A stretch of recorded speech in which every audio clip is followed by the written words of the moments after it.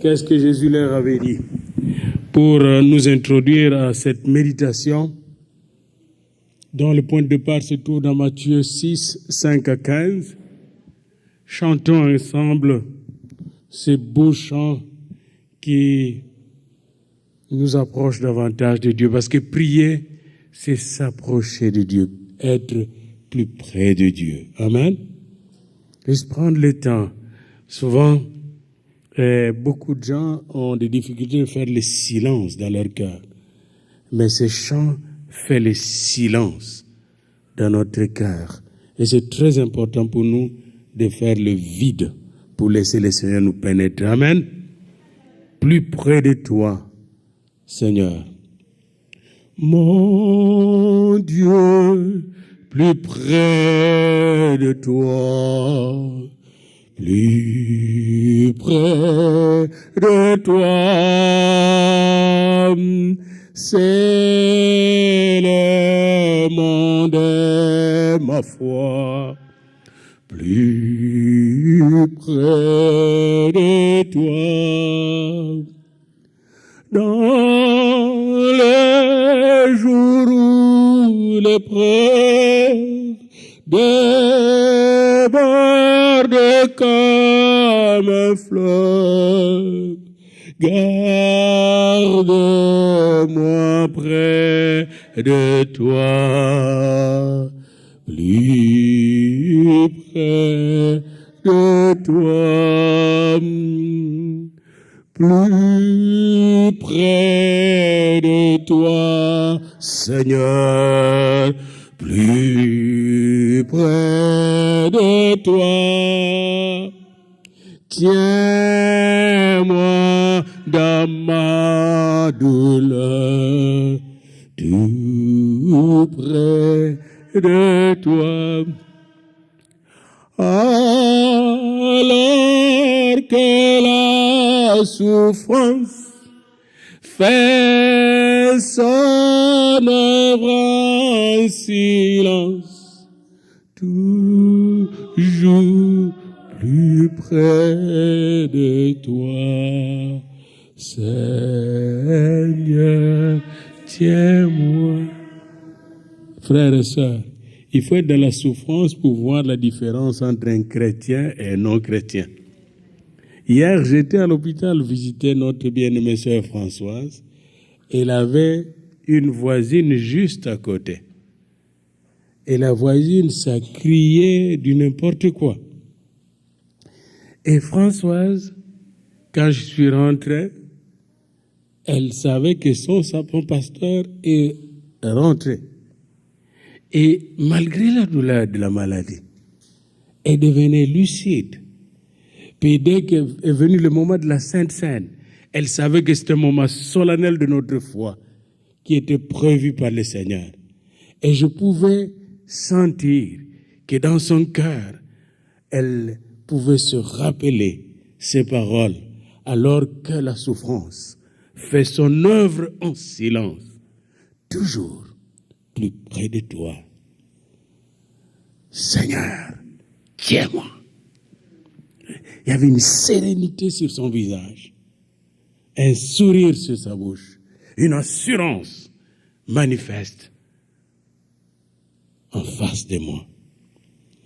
Alors que la souffrance fait son œuvre en silence, toujours plus près de toi, Seigneur, tiens-moi. C'est ça la prière, c'est dire au Seigneur, tiens-moi, dans n'importe quelle circonstance, tiens-moi. Et Jésus savait que c'est cette main de l'Éternel qui nous soutient que nous avons un besoin, en toutes circonstances, dans la joie comme dans la peine. Je vous ai déjà donné l'histoire d'une femme, ici même à Orléans, avec son mari qui avait reçu à faire un bon marché. La banque avait acheté leur maison et la banque a décidé pour leur propriété de leur donner 1 million pour mettre la banque qui est là, ou la caisse populaire qui est là plutôt.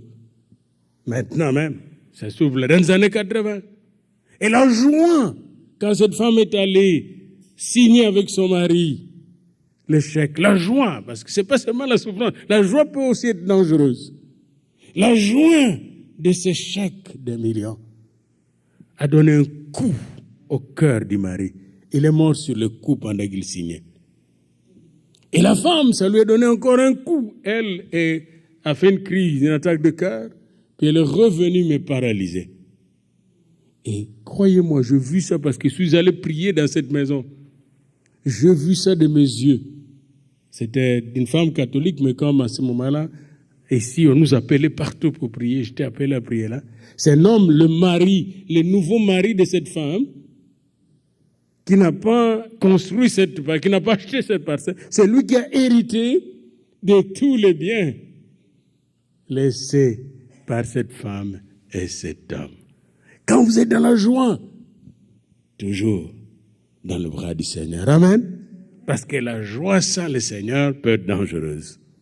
Mais quand vous êtes aussi dans la douleur, il est là au cœur de nos vies, il tient notre main à chaque instant. Amen. C'est pourquoi je vous invite à suivre cette méditation sur quand vous priez, comment prier et comment ne pas prier. Amen. Quand vous priez, j'ai tiré quelques phrases de la Bible dans Matthieu 6, 5 à 15, que le Seigneur nous aide à imprimer cette révélation sur la prière efficace qu'il nous révèle dans la parole de Dieu. J'ai tiré donc ces quelques phrases de Matthieu 5, 6, 5 à 15. Quand vous priez, ne soyez pas comme les hypocrites. D'abord, quand vous priez. Quand Jésus dit quand vous priez, ça veut dire que Jésus suppose que tout disciple qui le suivait priait. Et c'était vrai. Il ne dit pas si vous voulez prier. Non, ce n'est pas un choix pour un chrétien de vouloir ou de ne pas vouloir de prier. Nous n'avons pas de choix. Si tu es enfant de Dieu, chrétien, tu es un homme, une femme de prière. Alors il dit quand vous priez. Parce que ces gens-là priaient. Ne soyez pas comme des hypocrites. Nous allons voir qu'est-ce qu'une prière hypocrite. Mais quand tu pries, et là, quand vous priez, puis quand tu pries, entre dans ta chambre. Et moi, j'ai découvert ici, entrer dans sa chambre, j'ai découvert une manière d'entrer dans ma chambre, pas seulement ma chambre physique, mais aussi dans notre chambre spirituelle. Nous pouvons entrer en profondeur dans notre cœur et nous plonger dans les eaux vives de l'esprit. Et l'esprit va se mettre à prier en nous. Comme il est dit dans Romains 8, 26, l'esprit lui-même va nous aider à prier, nous donner des sujets de prière, nous révéler que devons-nous dire à Dieu. Entre dans ta chambre, ferme ta porte, prie ton Père qui est là dans le lieu secret. En priant, ne multipliez pas de vaines paroles. Voici donc comment vous devez prier. Nous allons méditer sur toutes ces petites phrases-là. Jésus, comme je le disais, et s'attendait à ce que chacun de ses disciples, en ce moment-là comme aujourd'hui, soit un homme, une femme de prière. C'est pourquoi il a dit quand vous priez. Sinon, il aurait dit si vous voulez prier. Il a dit quand vous priez. Ça, c'est un. Deuxièmement, dans ces quelques phrases que je viens de lire, il y a deux sortes de prières, selon Matthieu 6, 5 à 15. Une prière qui n'est pas acceptable par Dieu et une prière qui est agréée par Dieu, une autre prière qui est agréée par Dieu. L'une est appelée prière hypocrite ou des hypocrites et l'autre vient tout droit du cœur, jaillit du cœur. Une prière que j'appelle de Caïn, vous connaissez la prière de Caïn dans Genèse 4, et une prière d'Abel, l'offrande d'Abel. Et c'est toujours à nous de choisir quel genre de prière nous voulons présenter à notre Dieu. Dans Luc 18, 9 à 14, Jésus nous enseigne à travers une parabole les deux sortes de prières. Luc 18, 9 à 14. Il dit encore cette parabole en vue de certaines personnes se persuadant qu'elles étaient justes et ne faisant aucun cas des autres. Deux hommes montèrent au temple pour prier. L'un était pharisien et l'autre publicain. Le pharisien, l'homme de la loi de Moïse, le publicain, le pécheur professionnel, connu et reconnu dans cette société religieuse du temps de Jésus. L'un était pharisien et l'autre publicain. Le pharisien debout priait. Il priait ainsi en lui-même. On dit bien en lui-même. C'est-à-dire qu'il ne disait pas ouvertement. Vous voyez, il le priait en lui-même. Dieu regarde ce que nous pensons en nous-mêmes, ce que nous disons en nous-mêmes. La pensée, c'est le dialogue de soi avec soi. Il priait en lui-même. Regardez ce qu'il priait. Écoutez ce qu'il priait. Oh Dieu, je te rends grâce de ce que je ne suis pas comme le reste des hommes qui sont ravisseurs, injustes, adultères, ou même comme ce publicain. Et je pense que le publicain était là au temple, mais n'entendait pas. Je jeûne 2 fois par semaine. Je donne la dîme de tous mes revenus. Et il continue sa liste que Jésus n'a pas détaillée ici. Mais il y avait le publicain qui priait, se tenant à distance. Il n'osait même pas lever les yeux au ciel. Il n'osait même pas, tellement qu'il sentait le poids de son péché ou de ses péchés. Il n'osait même pas lever les yeux au ciel. Parce que les pharisiens, quand vous arrivez même vous allez voir comment les Juifs prient avec leur barbe sur cette montagne-là. Ils sont sûrs de leur foi, de leur Dieu. Ici, le publicain, il n'osait même pas lever ses yeux vers le ciel. Parce qu'il savait que ses yeux n'en étaient pas dignes devant le Seigneur des Seigneurs. Mais il s'est frappé la poitrine en disant, oh Dieu, sois apaisé envers moi qui suis pécheur. Oh Dieu. Et ici j'entends 2 Chroniques 7,14. Si mon peuple, sur qui est invoqué mon nom, savez-vous, si mon peuple, sur qui est invoqué mon nom, s'humilie, prie, cherche ma face. Il y a quelques jours, je pensais prier pour mon pays d'origine. Parce que je vois des choses qui se passent là. Il n'y a pas longtemps, je vis des gens chassés de Brazzaville, qui rentraient, quand on dit chassés de Brazzaville, c'est dit, il y a certains de mes cousins qui sont là, chassés de Brazzaville, tapés, tout ça. Puis, là, je voulais prier. Puis, première prière, c'était d'abord en colère. Et Dieu a dit non. Il dit, comment je veux prier? Prends la prière de Daniel. Il dit, Néhémie, commence par confesser tes péchés, le péché de ton peuple. Oh Dieu! Nous sommes pécheurs. Nous avons péché contre toi. C'est pas les Brazzavillois. C'est pas les Rwandais. C'est pas, notre problème est avec Dieu. Et quand je commençais à prier comme ça, j'avais vraiment des visions de délivrance de ce pays-là. J'avais vraiment la clarté. Je dis, oh wow, c'est ça là. Regarde le publicain. Il ne regarde pas à gauche, à droite. Il se regarde soi-même.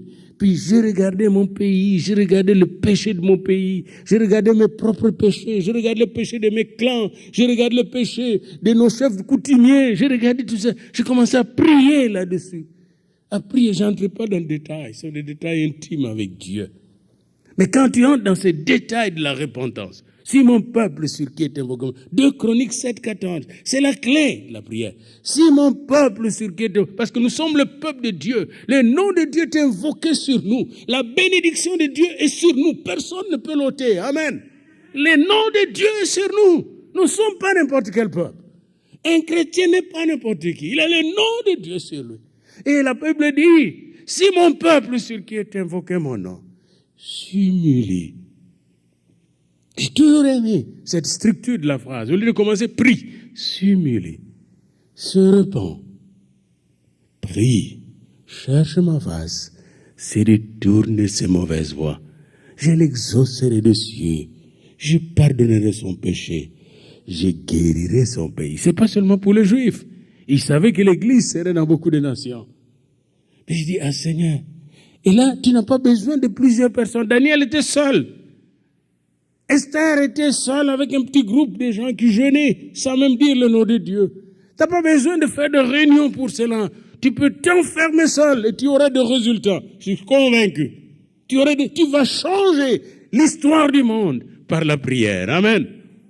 Le publicain, c'est une image que Dieu nous donne, une sorte d'hyperbole.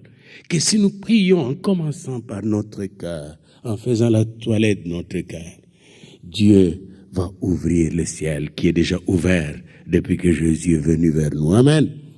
Et c'est ce que Jésus veut nous avoir dit. Ne priez pas comme Caïn.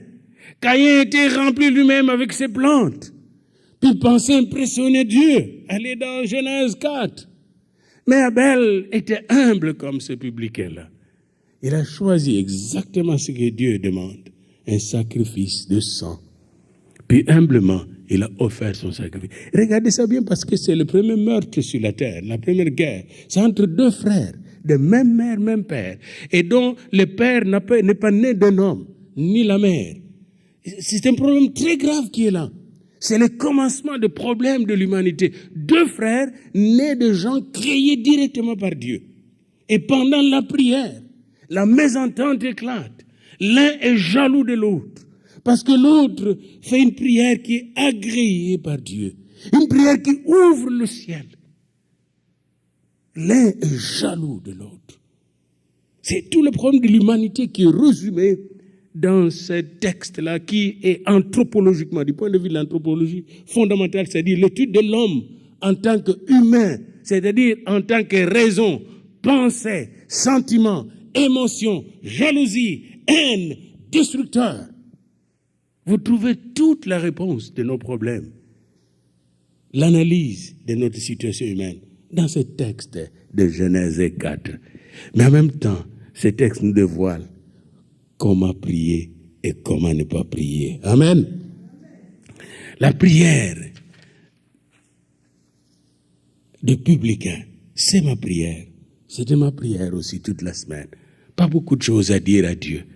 Seigneur Dieu, que ce soit pour l'Église, Seigneur, sois apaisé envers moi, qui suis un pécheur.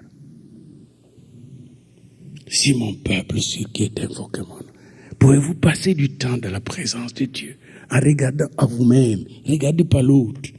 Seigneur, sois apaisé envers moi, que je suis pécheur. Si nous commençons par faire ce ménage de notre maison.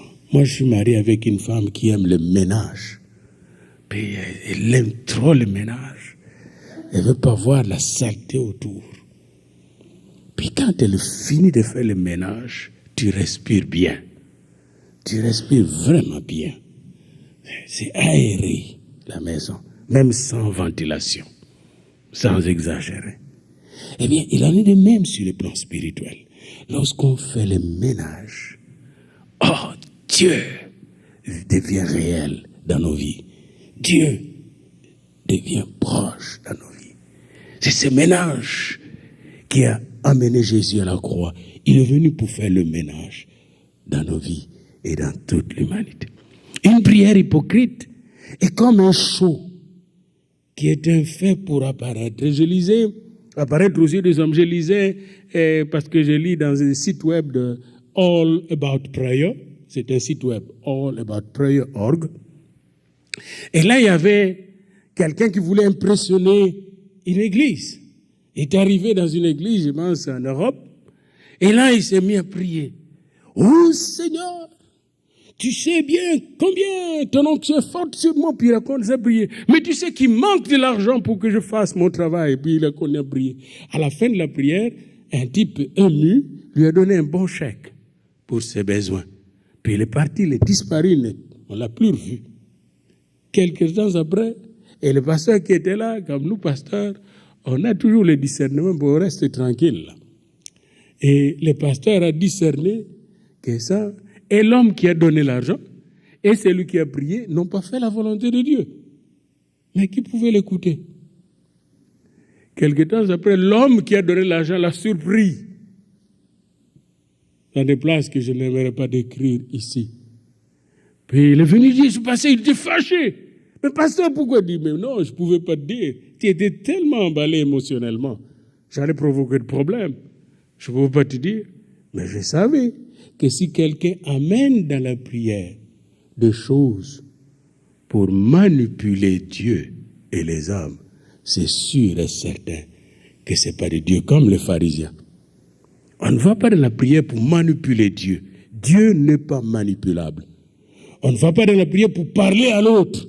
On va à la prière pour parler à Dieu et à Dieu seul. Et après avoir parlé à Dieu, on va dans la prière pour écouter Dieu. Parce qu'il a plus à nous dire que ce que nous avons à lui dire. Donc la prière n'est pas un show. Et quand tu fais un show, selon la Bible et selon Jésus, ça veut dire que tu ignores que la prière est seulement un moyen et non un but. C'est un moyen pour glorifier Dieu. Un moyen pour laisser Dieu établir en nous et dans le monde son règne et faire sa volonté. Quand nous prions, qu'est-ce que nous faisons? Nous disons à Dieu, établis ton règne en nous et fais ta volonté dans nos vies. La prière. La parabole que nous venons de lire dans Luc 18, la parabole du pharisien et du publicain, donne deux visions de la prière. Une vision qui est étroite, charnelle, centrée sur notre nombril, et une vision qui est divine, céleste, centrée sur Dieu. Et quand tu regardes Dieu, mes bien-aimés, moi y compris ici, quand je regarde Dieu ici, maintenant, je suis pécheur. La première chose, allez dans Isaïe 6. Isaïe venait de prophétiser dans Isaïe 1, Isaïe 2. Il prophétisait, condamner Israël, le péché d'Israël. C'était vraiment un prophète fougueux de la sainteté de Dieu. Arrivé dans Isaïe 6, l'année de la mort du roi Ozias, Isaïe se retrouve dans le temple et il voit la gloire de Dieu, des séraphins qui suivent le trône de Dieu et chantent « Saint, Saint, Saint, l'Éternel, le Dieu Tout-Puissant ». Et là, Isaïe réalise « Malheur à moi,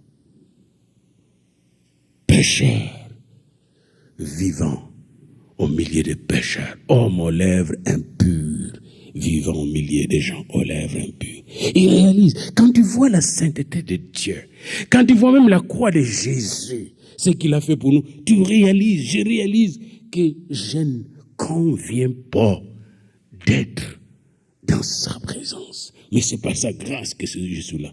C'est là que commence la vraie prière. Seigneur, et j'aimais toujours quand nous fûmes dans l'église catholique, parce que je suis passé par là comme chantre. Et chaque fois qu'arrivait le moment de l'Eucharistie, il y avait toujours un chant que nous chantions comme chante. Et qui disait, je ne suis pas digne de te recevoir, mais dis seulement un mot, et ton serviteur sera guéri. Je ne suis pas... On récitait ça comme des perroquets. Mais aujourd'hui que j'ai grandi, maturé, je réalise combien j'en étais pas digne. Puis je voyais des gens qui allaient prendre l'Eucharistie comme ça. Et inutile de vous dire que la plupart d'entre eux ne sont plus vivants. Moi, je n'ai jamais pris l'Eucharistie, j'ai refusé. Parce qu'une fois, je voulais prendre ça, ça s'est calé ici, c'est vrai. Je n'étais pas digne, je n'étais même pas baptisé. Pourquoi je vais m'approcher de ça? Puis un jour, on m'a obligé à faire la confession. Je dis non, je ne veux pas dans ces choses-là encore. Parce que moi, là, j'étais un peu cartésien quand je grandissais. Hein? A, c'est A, B, c'est B. Puis j'observe les choses. Puis je suis pécheur, je suis pécheur. Je confesse mes péchés. Je vais être digne de mon Dieu. Parce que lui est saint, je suis pécheur, je dois me repentir. Bien-aimés dans le Seigneur, les disciples de Jésus doivent s'approcher du Père au travers du sang de Jésus. Nous n'avons pas d'autre moyen. Hébreux 10 nous dit que maintenant, nous pouvons nous approcher du trône de la grâce, du sanctuaire de Dieu, au travers du sang de Jésus. N'oubliez pas, quand vous priez, ayez dans votre conscience que le sang a ouvert la porte du trône. Vous pouvez éclater en sanglots, confesser vos péchés, vous repentir. N'ayez pas honte de vous repentir dans la prière, car le sang a payé le prix pour nous rendre saints et irréprochables lorsque nous sommes honnêtes devant Dieu. Alléluia. Dieu résiste aux orgueilleux. Satan ne sera jamais sauvé parce que c'est un orgueilleux éternel. Il ne croit pas qu'il a péché. Il a osé tenter Jésus parce que lui se croit mieux que Dieu. Il se croyait Dieu. C'est pourquoi Satan ne sera pas sauvé. Il y avait quelqu'un, un jeune, qui me demandait au début de mon ministère, pasteur, est-ce que nous pouvons prier pour Satan, comme ça il sera sauvé, Lucifer? J'ai dit non, on ne peut pas, cette prière-là, c'est réglé, là, c'est fini. On ne peut pas prier pour Lucifer. Parce que lui a opté. D'ailleurs, c'est l'une des raisons pour lesquelles lui a opté pour la mort éternelle. C'est l'une des raisons pour lesquelles on n'a pas permis à l'homme et à la femme, Adam et Ève, de manger l'arbre de la vie au jardin, avant leur sortie du jardin, parce que s'ils auraient mangé l'arbre de la vie, ils seraient vivants pour l'éternité dans le mal, jusqu'en enfer. C'est pourquoi la seule chose que nous devons faire lorsque nous avons péché, c'est aller confesser nos péchés et recevoir le pardon de notre péché. Dans 1 Pierre 5, il est dit, Dieu résiste aux orgueilleux, mais il fait grâce aux humbles. Savez-vous que quand vous êtes là, même quand vous agenouillez, vous dites, je suis humble. Même sans le dire. Quand vous agenouillez, vous avez un problème. Ou, comme on faisait encore, je me rappelle toujours quand j'avais la belle vie et que je recevais quelque chose de la bénédiction de Dieu, je m'agenouillais devant Dieu pour dire merci. Merci Seigneur. Merci Seigneur. Et je me rappelle encore, j'étais presque athée quand j'étais à l'école secondaire. Presque athée. Agnostique. C'est-à-dire quelqu'un qui croit en la connaissance, en un Dieu d'intelligence, mais pas au Dieu de la foi. Mais quelque chose qui me frappe, et c'est là que la sémence de l'école dimanche a joué un grand rôle.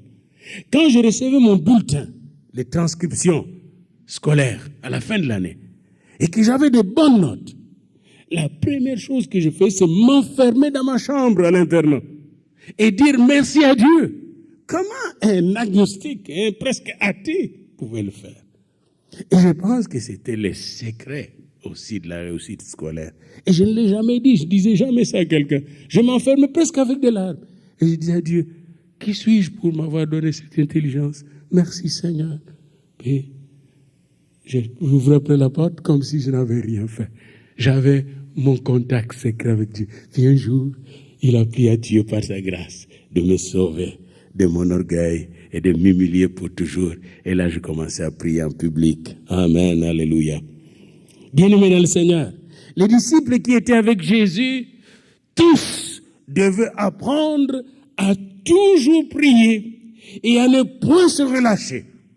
C'est ce qui nous est dit dans Luc 18, 1 à 8. Et j'aimerais qu'on lise cette partie, Luc 18, 1 à 8. Et c'est pourquoi Jésus voulait leur apprendre comment prier. Quand vous priez de façon hypocrite, vous allez vous fatiguer. D'ailleurs, quand vous priez même à haute voix, je vis des gens, ils prient à haute voix, et demain, je parlais avec quelqu'un, je pense au Skype, puis la voix est partie parce qu'il crie beaucoup, il crie beaucoup, la voix est partie. J'ai dit, j'étais là, je fais l'expérience. Crie pas beaucoup quand tu pries. Tu vas perdre ta voix, puis le Satan est content que tu perdes ta voix parce que tu ne prieras pas assez. Souvent, quand vous priez, priez plus intérieurement. Et vous allez voir que vous allez rester longtemps dans la prière, même toute la nuit. Et cette prière peut se transformer en vision que vous allez avoir de la part du Seigneur. Le Seigneur parle. Regardons ensemble dans Luc 18 comment Jésus encourage ses disciples à prier sans relâche.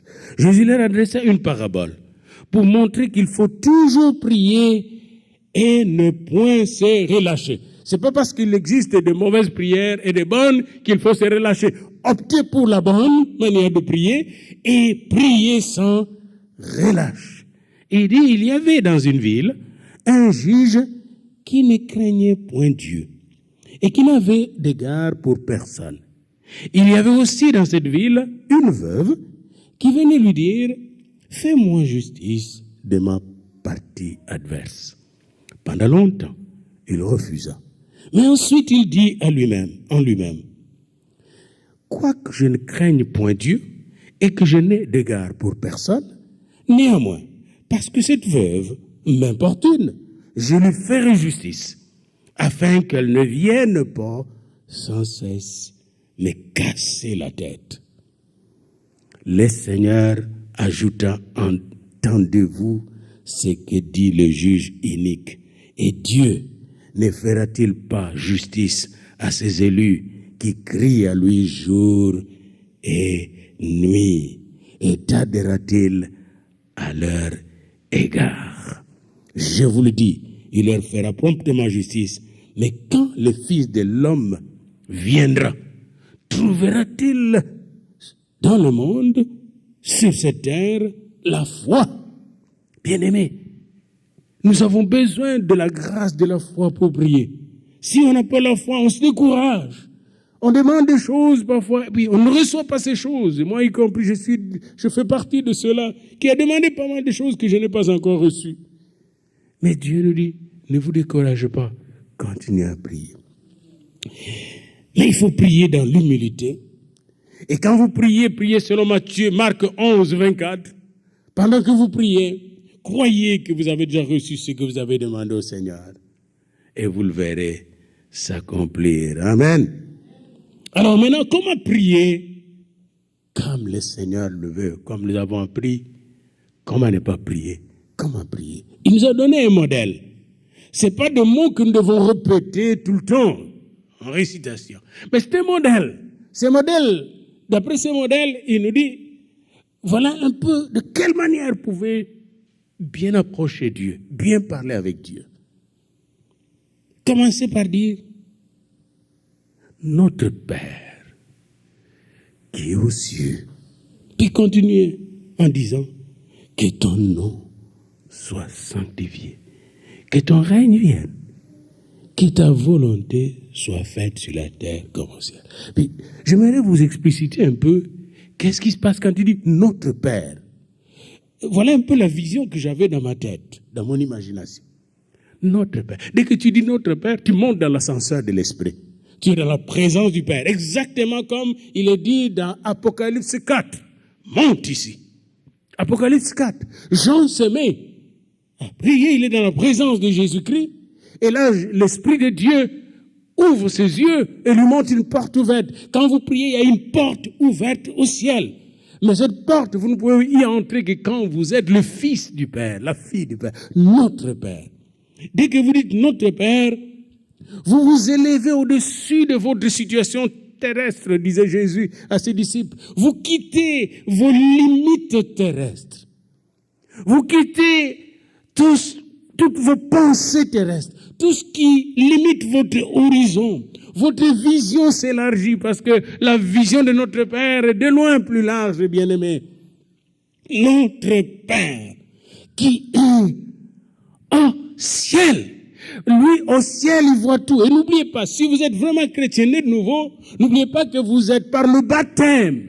Vous êtes mort avec Christ, ressuscité avec lui et assis avec lui dans le lieu céleste. Quand vous dites notre Père qui est au ciel, vous êtes littéralement dans le ciel en train de parler avec notre Père. Dès votre introduction, vous êtes devant le trône de Dieu. Dès que vous dites notre Père. Mais quand je commence par dire, j'ai besoin de quelque chose là. Seigneur, j'ai besoin que tu multiplies l'église. Hein. Là, je suis terre à terre. Non, je suis terre à terre. Je pense à mes soucis de l'église. Mais quand je dis notre Père, je dépasse et je commence à voir plus loin. Plus loin. Je ne suis pas limité par les chaises vides. Je suis dans l'illimité de Dieu. Le pouvoir de Dieu qui est au-dessus des chaises vides que vous voyez. L'illimité de Dieu est de loin plus puissante. Et je peux le voir dans mon passé, mon présent et l'avenir. Je peux le voir surtout dans l'éternité de Jésus-Christ, mon Seigneur et mon Sauveur. À ce moment-là, je m'ajuste, vous vous ajustez à son royaume. Notre Père, que ton nom soit sanctifié. Vous entrez dans la sainteté, c'est là que la repentance devient profonde. Que ton nom saint soit saint. Sois saint parce qu'il est déjà saint. Vous entrez dans la sainteté de Dieu. Et là, le diable ne peut pas vous toucher, il ne peut pas venir vous culpabiliser, il peut pas venir vous condamner. Il n'y a pas de condamnation pour ceux qui sont en Christ. Que ton règne vienne. Mais notre Père, il fait, quel est le règne qu'il a? Règne de paix, règne de justice, règne de délivrance, règne de guérison, règne de puissance, règne de vie éternelle, règne de joie, règne de gloire. Que ton règne vienne, que ta volonté soit faite. Et quand on est dans sa présence, on est devant lui, tous nos besoins sont pris en charge parce qu'on est devant Jéhovah Jireh. Vous voyez, on est devant Jéhovah Jireh. Bien-aimé dans le Seigneur, quand on est devant lui, le pain quotidien est là, et le pain physique, et le pain spirituel. C'est pourquoi dans notre Père, il y a ça. Quand on est devant lui, le pardon est là en Jésus-Christ. Non seulement la grâce d'être pardonné, mais c'est lui aussi qui nous donne le cœur, la grâce pour pardonner les autres qui nous offensent. Si la grâce de Dieu ne nous est pas donnée, il est difficile humainement de pardonner et d'oublier. C'est toujours lui, mais il faut être dans sa présence pour avoir le cœur du Père. C'est aussi lui qui nous protège contre les tentations. Mais c'est encore lui qui assure notre protection contre le malin, notre Père.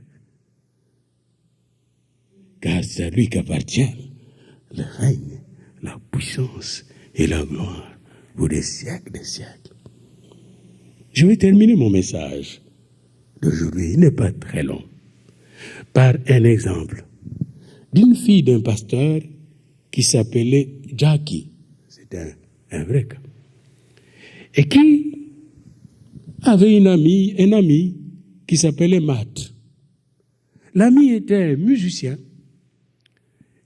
et la fille était aussi une musicienne dans l'église.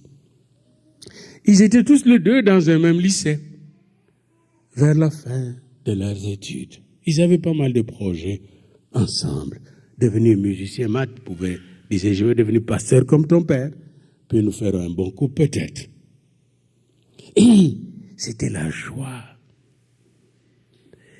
Puis brusquement, Matt a été frappé par un cancer de foie.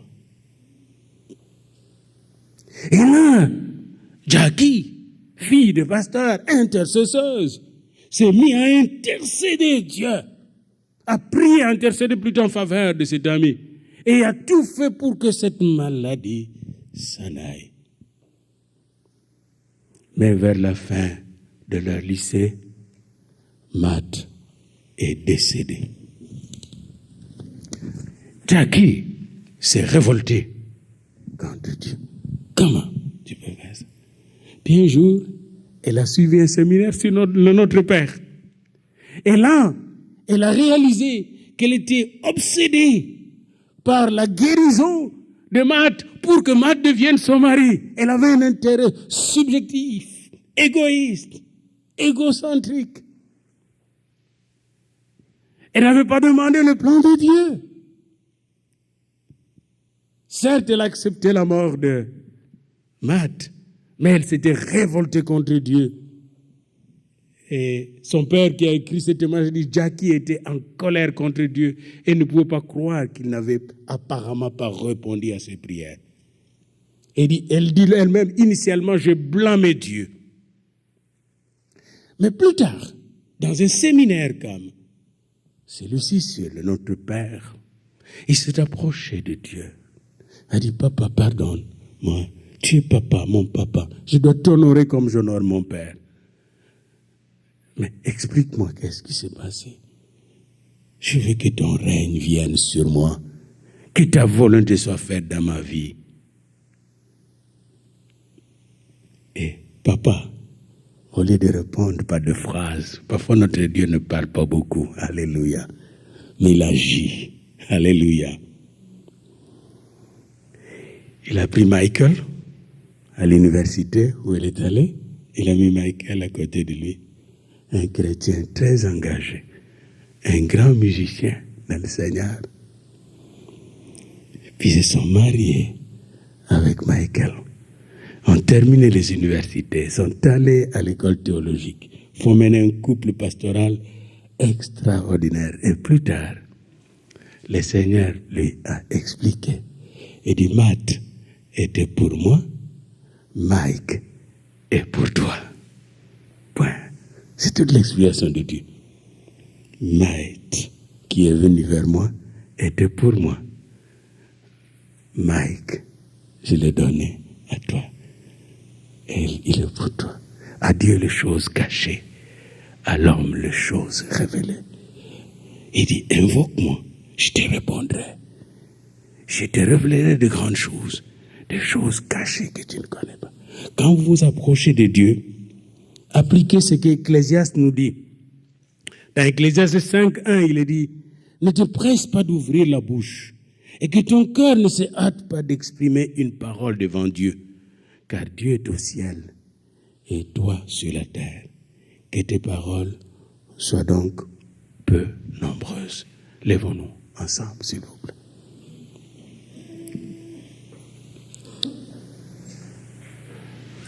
Fermons nos yeux et ouvrons nos cœurs dans le silence devant Dieu.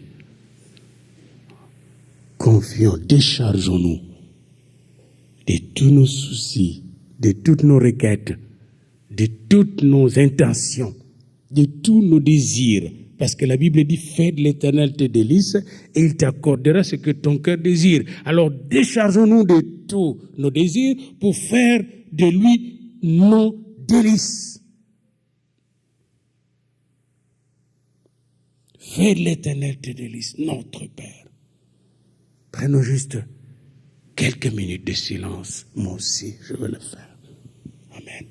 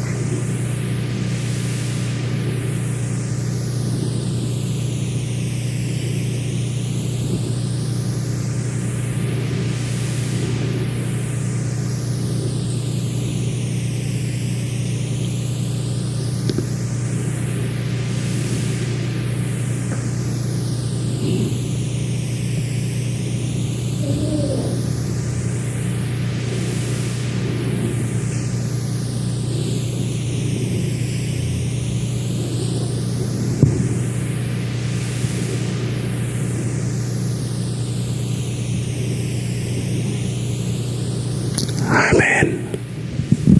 Amen.